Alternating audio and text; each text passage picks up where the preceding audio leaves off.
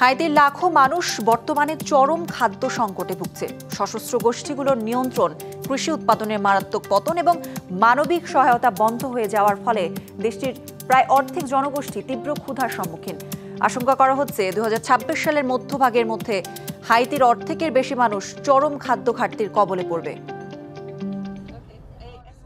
ক্যারিবীয় দেশ হাইতিতে মানবিক সংকট দিন দিন আরও জটিল আকার ধারণ করেছে। সহিংসতা, চরম দারিদ্র্য ও খাদ্য ঘাটতির চাপ একত্রে বিপর্যস্ত করে তুলেছে প্রায় ৬০,০০০ মানুষের জীবন।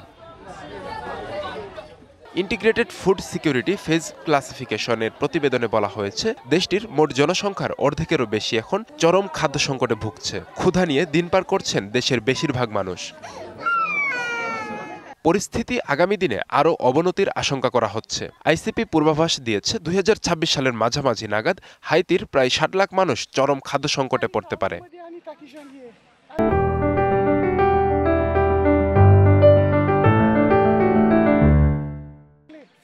রাজধানী পোর্ট ও প্রিন্সের প্রায় ৯০% এখন সশস্ত্র গোষ্ঠীর দখলে। সাম্প্রতিক মাসগুলোতে তারা দখল সম্প্রসারণ করেছে কৃষি অঞ্চলেও। ফলে অনেক কৃষককে ফসল তুলতে গ্যাংদের সঙ্গে সমঝোতায় যেতে হচ্ছে। সহিংসতার কারণে ছোট ব্যবসাগুলো বন্ধ হয়ে গেছে। বন্ধ হয়েছে হাজারো পরিবারের আয়ের পথ।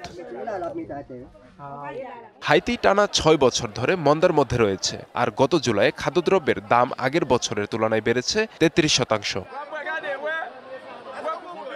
এই মানবিক বিপর্যয়ের সবচেয়ে ভয়াবহ প্রভাব পড়েছে শিশুদের উপর। সম্প্রতি প্রকাশিত পৃথক প্রতিবেদনে বলা হয়েছে, সহিংসতায় বাস্তুচ্যুত হয়েছে প্রায় ৬,৮০,০০০ শিশু। বন্ধ হয়ে গেছে ১,০০০-এরও বেশি স্কুল। সশস্ত্র গোষ্ঠীগুলো জোরপূর্বক দলে ভিড়িয়েছে শত শত শিশুকে।